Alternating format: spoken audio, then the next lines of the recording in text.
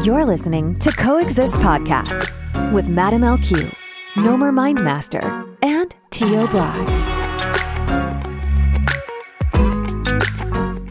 Okay, Bri, ang topic natin ngayon, napapanahon. Dahil kakatapos lang ng Venus retrograde. Oo nga. Ay, oo, mismo. Madami naghiwalay, no? Dumami yung yung nagpapareading ng love. Isa yan sa mga hindi ko gustong reading. Uy, grabe yan. Hindi talaga ako mahilig. Pero yan yung marami. Medyo malapit ko. Hindi, ang marami sa akin, career eh. Oo. Hindi, yun nga. Second sa marami. Career, love. Yan naman ang gusto nila. Career tapos shadow work ang pinakamarami. Ngayon na, kasi binitawan ko na yung mga past life reading eh. Binigay ko na kay G eh. Yung love reading, medyo hindi ko siya paborito. Hindi ko siya paborito. Kasi hindi ka makarelate. Hindi ko Totoo naman. Wala kang puso. Hindi, wala akong experiential relevance. Tama. Pero, parang feeling ko mali pag ako magtuturo eh. Hindi, pero astrology-wise, you can. Objective lang ako. Pero Yes, hindi masyadong malalim. Hindi masyadong malalim. So, sabi ko nga, Venus retrograde na itong nakaraan, ang daming pinag-away na magjowa. Ang dami naghiwalay. Yan, si Tio Bray, nakikhiwalay sa kanyang jowa. Ano comment mo doon? Wala. Dapat naman siguro. It's about time. Yun. Parang ganon. Yung first time natin sa episode natin na talagang na talagang tawag dito, personal yung... Yun. Oo. Hindi, sa akin, it's about time siguro. It's about time and parang... Pag hindi. Huwag mo na kasi ipilit. Oo, yun eh. Hindi. Yun nga yun. Pinag-usapan natin last week, power versus force. It's all force eh. There's no power anymore. Parang, yun eh. Yun ang yun ang lesson dun eh. Parang yung maganda sana sa relationship, ideally, yung relationship may power. Tapos during anniversaries, during doon ka lang gumagamit ng force, no? Yun. Mismo. In a perfect world, no? Oo. Hindi, pero pwede. Kumbaga, complicated kasi ang relationship. Yun nga. Parang ako sa akin. Talagang may pagsabi kang Noms eh. Parang, Noms, ang subtitle, wala ka kasing alam sa relationship. Totoo eh. Kasi, ako kay Nomer, ito yung ang tingin ko magiging challenge nito yung mga tipong pag-aalis siya dito, kailangan niya sabihin, kailangan niya pang magpaalam. Kailangan niya pang na parang, bakit kailangan ko pa magpaalam? Kasi nga yun. Challenge yun sa akin. Hindi ko mag-grasp yung concept. Hindi pa niya It's hard to put a finger on it for me. Pero yun talaga yun eh. Ang kasi respeto eh. Ang argument ko kasi dyan, di mo naman kaano-ano, bakit ka magpapaalam? Nanay mo ba yun? Di mo naman kaano-ano, bibigyan mong pera. Grabe yun. But your nanay will tell you the same thing. Na ang tatay mo nagpapaalam sa akin. Ang tatay mo totoo naman yun. Diba? Yun eh. Pero, yun. Balik tayo sa topic. Ano bang topic natin ngayon? Ikaw. Bakit pinag-uusapan ko? Napaka-anong topic naman yan. Siyempre kailangan napapanahon. General, yun na nila. Yung makaka-relate din sila. Kasi yung sa akin talagang hindi na bago eh. So, ang topic natin, general kasi masyado yung relationship eh. So, to be specific about the topic for this episode, break up. Oo. Dapat bang magbalikan? Yun. Dapat nga ba? Hindi. Oo, hindi. Sa'yo, oo. Ako, depende. Ako wag na. Pagkakataon mo nang lumaya yun eh. Hindi, huwag ka na sumali sa equation muna. Sige, taga-ano na lang ako. Bumating-bating ka. Wala akong alam na lang muna ni Dayan. Para lang sa kaalaman nyo guys, 8 taon na akong walang girlfriend. Yun. Okay. Ikaw, bakit hindi? Kasi, ako talaga, once na break na. Kasi, parang, nung mga times na pinilit ko, nagbalikan kami nung ex ko. Jowa lang to hindi sa asawa. Jowa lang to Iba yung asawa. Siyempre. Yung ex ko, which is yung karmic during my Saturn. Okay, minsan kasi, nagpa-pray ka, sinasabi mo, gusto ko makilala ko na yung totoong para sa akin, yung totoong soulmate ko. Tapos ang nangyayari, the more na nagpa-pray ka na gusto mo nang makilala yung totoong soulmate mo, biglang ang dami yung away ng jowa mo. And all. Kasi, hindi pala siya para sa'yo. Technically, ina-answer lang ni God yung prayer mo na gusto mong makamit ng totoong partner. Tapos yung time na lagi kami nag-aaway ng karmic ko, alam mo yung tipong, yung force, yung power over force Sobrang finorce ko lahat. Yung tipong ilang beses on and off. susundan ko pa siya sa Mexico. Yan ba yung force ba yan? Yung tipong nagmamakaawa ka, ganon? Oo, yung tipong, wag na tayo magkita. Tapos, malalaman ko, nasa Mexico siya, pupunta ako ng Mexico. Andun siya sa... all, di ba? Tapos, oo. pagpunta ng Mexico, ano nangyari? Nandito ako sa Machu Picchu. Hindi, pag nandun sa Mexico, di batina naman kami. O, di ba? So, okay na pagbalik ko na ng Pilipinas, mag-aaway na naman. Hindi na naman niya ako kakausapin. Tapos, malalaman ko andun siya sa Cuba. O, punta na ng Cuba. Di ba nakapag-travel ka? Tira mo yung purpose ng universe. Jupiter 9,000. Sinasalba ka ng Jupiter mo. Diba? Oo. Buti na lang nakaalala yung Jupiter mo sa'yo sa Saturn return mo. Oo. Tapos, pagdating sa Cuba, bati na naman kami. Pagdating sa Pilipinas, wala. War na naman. Malalaman ko, nasa Japan naman. Putahan ko na naman ng Japan. Kinabahan ako, buti Japan eh. Kasi yung pattern, Mexico, tapos Cuba. Hindi ba drug cartel yan? Buti na lang, nag-Japan. Nandito ako sa Colombia. Magdududa na ako. Saan? Baka ano yan, Medellin. Bogota. Medellin cartel yata. Actually, muntik na Bogota na Colombia. Muntik na. Okay, tama na. Magdalawang isip ka na. Anong apelido niyan? Escobar? Tapos, ayun. So, hanggang na-realize ko na parang yung relationship namin, hindi na siya nag-work kasi puro force. Kung kung wala akong effort, kung hindi ko pipilitin na mag-work, hindi talaga siya mag-work. Kasi it all leads to like, parang dapat i-let go mo na. Pero dahil sa matigas yung ulo ko or what, yun, nag-work lang siya dahil sa force. So, parang, the more na pinatagal ko siya, the more na ako yung nag-suffer, yung mental health ko, emotional, lahat. Pagkatapos parang mas pinatagal ko lang yung blessing sa buhay ko. Hindi ko siya nilet go. Kasi nung pag-let go ko sa kanya, nilet go ko siya January of 2020. Eksakto. Uy, pa-pandemic pa lang. Oo, January 2020 ako nag-realize na wala na talaga, hindi ko na ako hahabol. Wala na. Pagkatapos, February 2020 ko nakilala yung asawa ko today. Imagine kung gaano. So, na-unlock yung new person just because may nilet go ka na extra baggage. So, para sa akin, hindi mo ma-unlock yung mga purpose or yung blessings or yung new person kapag hindi mo nilet go yung mga extra baggage na pinapalet go sa'yo. Yan. Gulat ako dun O, ikaw, bakit kailangan balikan? Actually andun ako sa oo, hindi. Sulat mo. Okay. Doon muna tayo sa oo. Okay. Oo. Yung pagkakamali ba niya, kaya mong patawarin? Unang-una. Can you live with it? Yung pagkakamali niya. And then, ang ibig ko sabihin ng kaya mong patawarin is, hindi mo isusumbat sa kanya. Never, ever, kahit mag-away kayo. As in, kakalimutan mo na. Pinag-uusapan dyan, effort. Oo. Effort ba pinag-uusapan dyan? Hindi. Kung, dapat mo bang balikan? No? Okay. So, ililista ko. Oo. Bakit oo? Ito yun, unang-una. Tanong mo sa sarili mo, kaya kong patawarin. Can I live with it? Okay. And, second, binibigyan mo siya ng right na saktang ka ulit.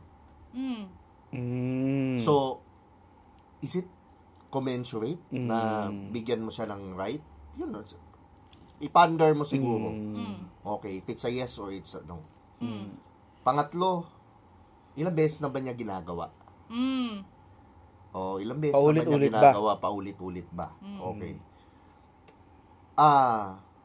Tapos yun, kung nag-grow na ba siya? Okay, hindi. Pag yung mga sagot mo doon, sa apat na yun, hindi, edi hindi. Kasama rin ba sa equation yung nag-grow ka din ba? Yun, isa, mismo. Totoo. Nakakatulong ba siya sa'yo? Sa evolution mo? Nakakatulong ba siya? Kasi minsan may mga walang kwentang breakup. Di ba yung pinag-uusapan natin? One time na sa tayo, no, parang, sabi mo sa akin, parang walang kwenta yung breakup nyo, parang mababaw. Sige, ano mo na. Nag-content ka lang, okay nakipag-break na. Oo, okay na. Parang ganon. May mga ganong mabababaw lang, alam mong mabababaw lang. Pero meron talagang mga malalalim na nakikita mo, hindi siya respectful sa'yo. Tinatapakan ka niya. Tapos at the same time, hindi siya sorry. Mararamdaman mo pag sorry ang isang tao eh. Hindi siya sorry. Di ba? Doon sa ginawa niya. Tapos, comes with intuition din siguro. Naramdam mo, alam mo sa sarili mo. Minsan kasi tayo ramdam natin sa sarili nating mali eh. Pero gino-go natin. Gino-go natin for the reason na baka alam mo yun na nagpo-fall in love tayo sa resulta sa pwedeng maging hindi dun sa present moment. Na ako, I am guilty of that. Alam na nanay ko yan. Sinasabi na nanay ko, ikaw, pag yan ang nakikita ko na sa'yo. Lason mo yan, yung relationship, yung babae, kasi pag naano ka, nabubulag ka na, nalilimutan mo na lahat, which is true. Totoo naman. Kita rin ng nanay mo. Oo. Aminado naman ako doon. It's just that now, I have that awareness na meron lang talaga akong, alam naman ni Nomer yun, meron lang talaga akong mga bagay na gusto kong sagutin at gusto kong tapusin. Non-negotiable sa'yo. Oo, kasi ako sa akin, mas nauuna yung i-regret ko eh. One day in my life, i-regret ko na hindi ko tinry. What if tinry? Kasi ako, previous marriage ko, ni-regret ko eh. Kasi di mo tinry. Pinatawad ko to, ano kayang buhay namin ngayon? Alam mo yung ganon, parang karon ako na, what if now, I try to be more forgivable, to be more loving, and then I try to be more caring. Pero, na-realize ko, yun nga, yung force, no matter how hard you try, how hard you care, how hard yung, hindi eh. Totoo yan. Hindi. Lalo na kung halimbawa, ikaw nagfo-force, kasi kung halimbawa, maigsi pa lang yung relationship, definitely wala pang power yan eh. Oo. Medyo mahina pa yan eh. Wala pang foundations, di ba? Yun nga sabi nila. Mahirap kung halimbawa ikaw, naggagamit ka ng force. Kasi yun lang yung meron ka eh. Kumbaga yung palang investment. Pero ang sinasabi mo ba, ikaw gumagawa ka ng force, yung tao, lack thereof, hindi gumagamit ng force, hindi nag-e-effort. Siguro tinatry din niya. Let's give the benefit of the, kasi minsan sobra tayo nagiging caught up na ang toxic niya. Ang niya, siya may kasalanan without even seeing na ikaw toxic ka din. Ikaw din may kasalanan ka din. Harang siya sa blessing mo, ikaw din harang ka sa blessing niya. 'Di ba? Hindi natin kino-consider yung gano'n eh. Lagi na lang sa kwento natin, tayo yung bida. Totoo. Na hindi natin inaano na yung tao may pinagdadaanan din. Yung tao, meron ding kailangan. Mahirap to eh. Mahirap. Kasi siguro dahil natutunan ko na. Mataas na lesson. So, ako, andun ako sa point na kasi ang mga kaluluwa natin nakangiti. Pero yung ego natin, sama mo, ang ano mo, tangina mo, di ba? Parang andun na ako sa nananaig na kaluluwa na, meron pa ring ego, pero andun na ako sa, okay, I wish you well. Sana maging okay ka. Alam mo yun. Pero, ito not pertaining to any specific person or any specific na ex mo ha. Oo. Kung ang sinasabi mo dahil hindi niya maibigay, dahil may pinagdadaanan. Okay. Ano naman yung pwedeng madaling matanggap na biglang meron kagad, halimbawa. Biglang meron kagad.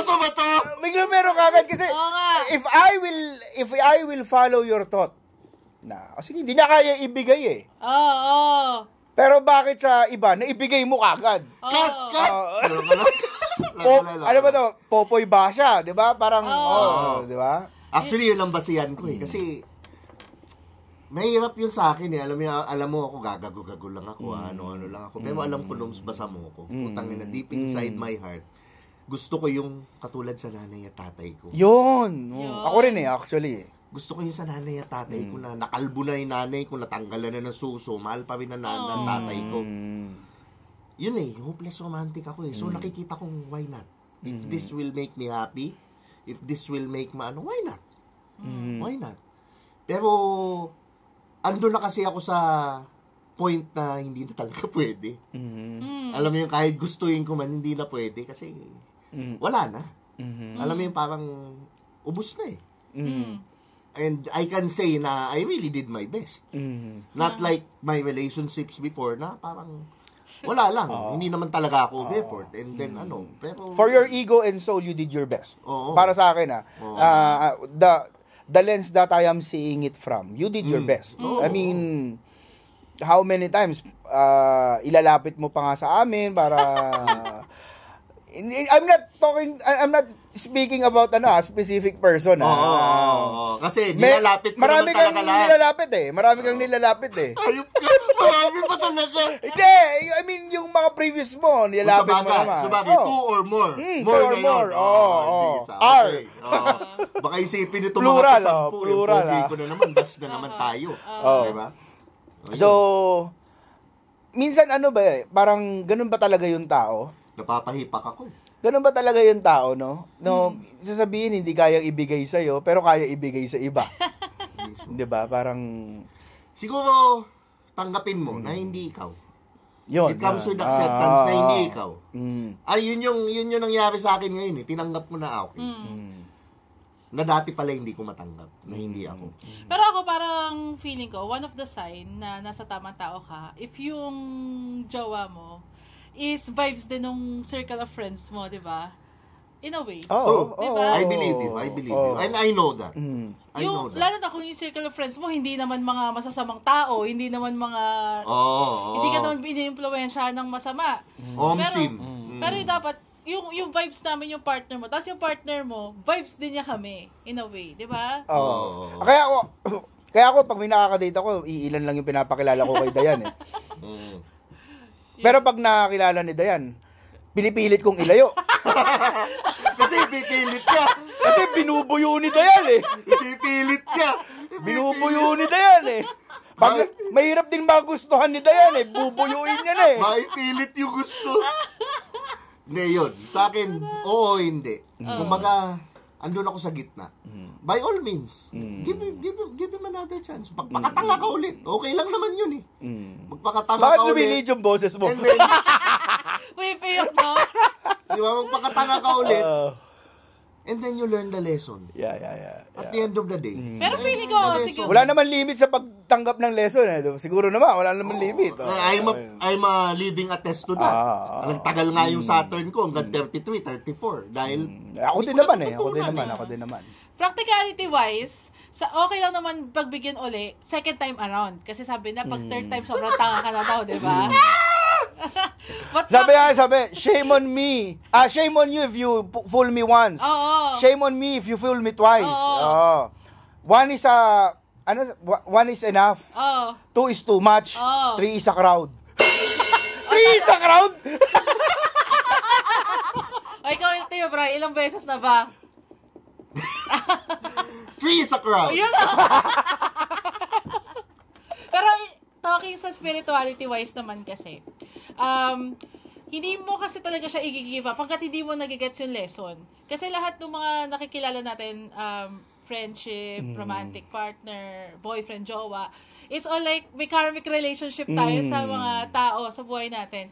So, kung may karmic pattern kayo nung tao na yun, tapos hindi nyo pag-gets yung lesson. Ano yung karmic?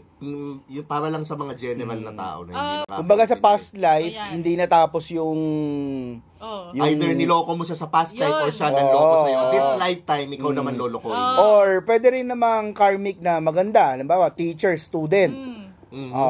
Teacher mo siya dati. Pagdating dito, ikaw naman yung teacher. Ganyan. Pero hanggat hindi pa kasi tapos yung lesson or hindi mo pa gets, yan. Uulit at uulit at uulit. Tama yan. Actually, ang bungad sa akin ni Brian nung nakipag-break siya, umagang-umaga eh.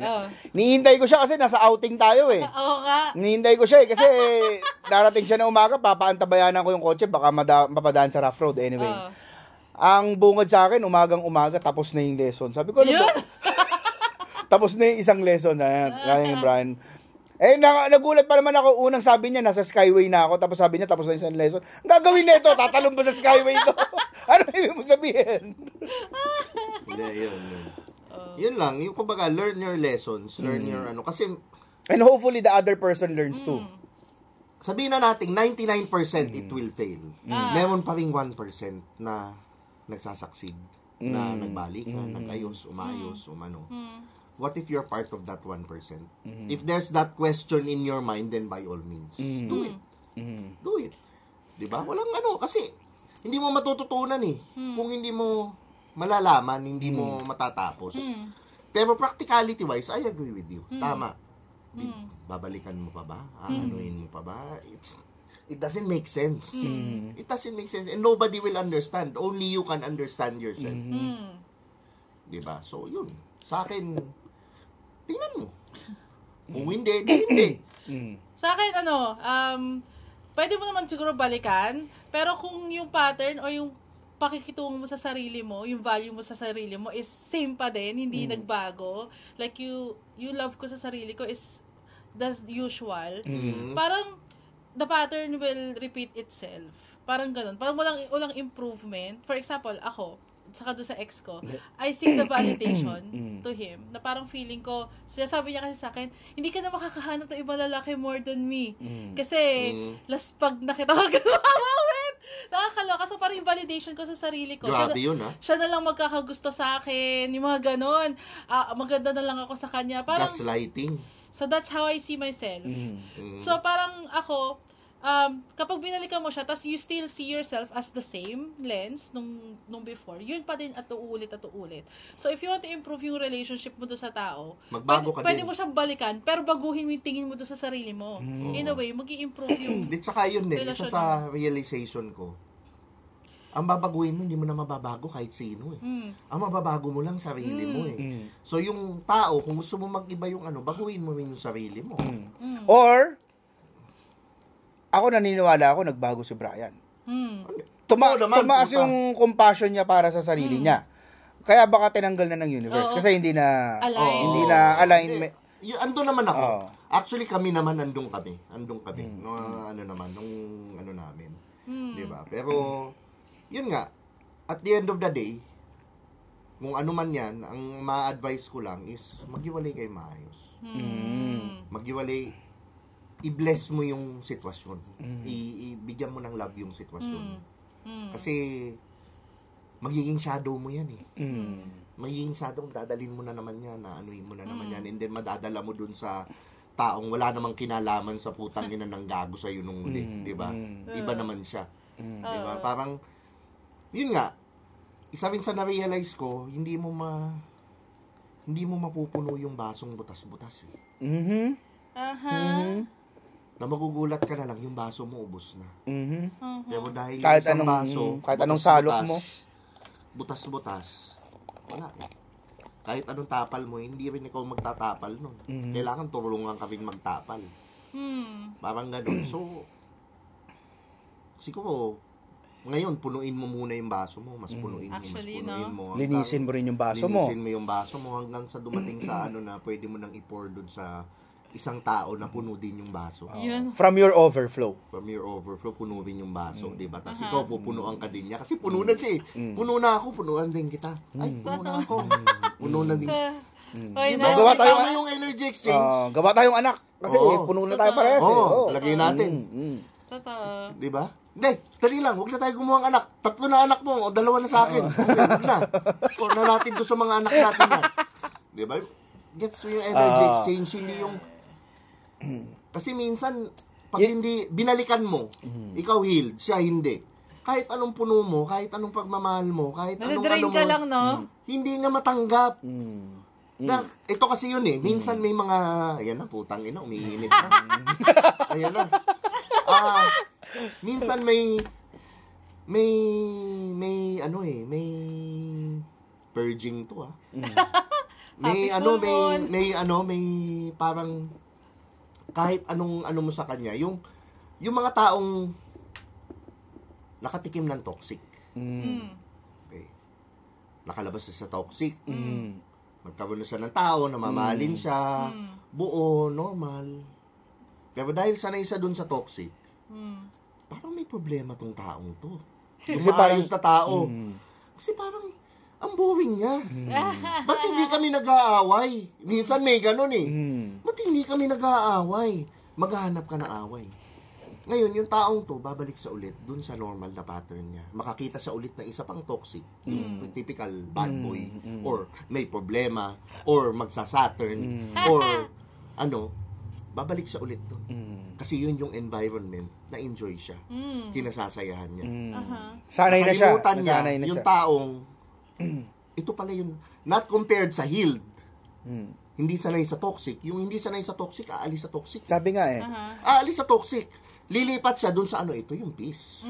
Ito yung ito yung okay. Yun yung nature niya, parang naging nature niya na. Naging nature. Tapos may realize na, lagi niyang i-blame yung taong maayos. Without even looking inwards. Putang ina. Dapat umabot sa point na ma-realize mo din na tangina paulit-ulit, laging sila sinisisi ko, hindi kaya ako yung problema. Sabi nga I guess that's when the enlightenment starts. You cannot judge a fish by its ability to climb a tree.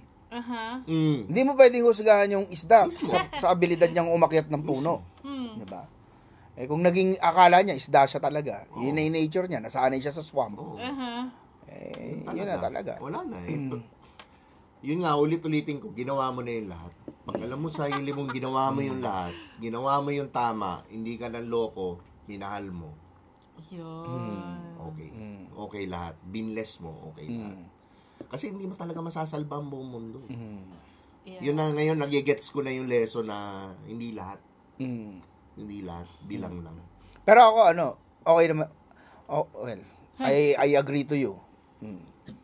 Hindi lahat. Sasabihin sana ako. You can try. You can try. Pero sino yung gusto?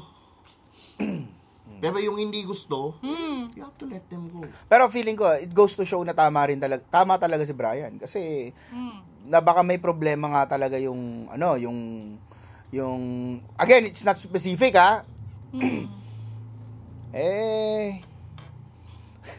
di na nga dapat ginawa, pinagmalaki pa proud pa Actually, no?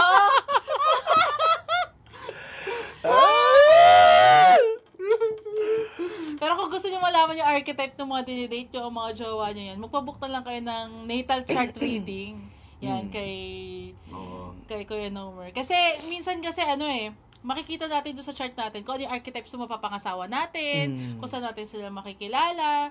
So, kung isip ka ng isip kung ito na pa talaga yung para sa'yo, pwede ka magpabook ng chart reading para makita natin yung archetypes ng taong para sa'yo. Kaya ako looking forward ako sa makakatuluyan ni Brian na spiritual din. Yon! Venus in 12th house Yon! Scorpio pa! Yon! Yun ang hindi sa akin, yun nga, dahil spiritual ka, dahil nandun ka sa compassion, nandun ka sa understanding, imbis na mainis ka, magalit ka, maano ka, you bless that person. Kasi parang nakikita mo na kawawa naman to. Hindi, tsaka yun naman what you bless, blesses you back. Di ba? Kawawa naman na sana mahil, sana maayos, sana maano, and then sana, hindi man ako, kasi ang isip ko ngayon, ganun tangina, martyr to. Puta. Yung tipong nasaktan ako ngayon, sobra, 'di ba? Nasaktan ako sobra. Pero kung maghihil ka, magiging maayos ka na ngayon, yung sakit ko hindi napunta sa wala. Pero kung yun ulit, sayang. Pero by that time, hindi na sa akin yun. Kasi I did my best. Diba? Yun na sa akin. I guess that's it. Pag-isipan mo, yung hindi. At kung feel mo, merong what if, then go ahead by all means. Saka note lang, doon sa mga jowa na sorry, yung sorry, ibig sabihin ng sorry, hindi na niya gagawin. Or repentance. Hindi na sinasadya. Yan. Asking forgiveness, yung sorry. Pero kapag nag-sorry, pero ginagawa uli, that's not repentance. That's manipulation. So, yun lang. Yun, yung inuulit-ulit ka pa rin manipulation tinatapakan, ulit-ulit ka pa rin inaano. O, diba? Wala talaga. Pag hindi. Yeah. Diba? Hindi. Tsaka ito yun Ito na nga yun. Pag nasa-shake na yung mundo mo, ma-excite ka na. Kasi alam mo nang meron ng padating na bago. Meron ng may mga ipapalit si universe. Punta tayo ng DD Super Club mamaya. Not only you, but maybe for that person also. For that person na talagang hindi. Mukhang napabilis yung pag-shake Thank you so much for coexisting in our show. Don't forget to follow us so you never miss an episode. If you'd like to spread the word, please feel free to share about the show on social media using the hashtag #CoexistPodcast and be sure to tag us. Also, please feel free to rate, subscribe, and leave a review wherever you listen to your podcasts. That helps others find the show, and we greatly appreciate it. Once again, we thank you for joining us on the Coexist podcast. We'll catch you in the next episode. And until then, love and light.